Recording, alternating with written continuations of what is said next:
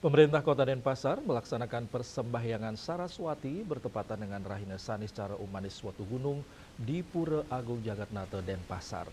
Persembahyangan Saraswati dihadiri Wali Kota Denpasar, Gusti Ngurah Jaya Negara, dan dipuput oleh Ide Prada Putra Bajing dari Gria Bajing Kestiman.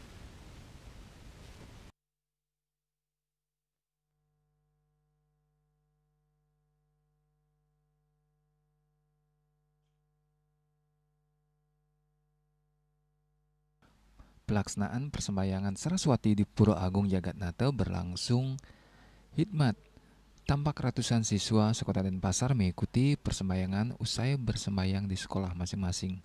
Wali Kota Denpasar Jaya Negara mengungkapkan, sebagai momen meningkatkan kualitas diri, Hari Raya Saraswati menjadi kesempatan bagi Ciptas Akademika untuk meningkatkan kualitas diri baik dalam bidang akademik maupun non-akademik. Hal ini dapat dilakukan melalui belajar lebih giat, mengikuti kegiatan pengembangan diri, dan sebagainya. Hari Raya Saraswati yang jatuh setiap 210 hari sekali dimaknai sebagai hari turunnya ilmu pengetahuan, terutama pengetahuan suci Weda yang patut menjadi pedoman umatnya untuk kemudian terus mengasah dan menggali ilmu pengetahuan guna menghadapi tantangan dalam kehidupan yang semakin keras.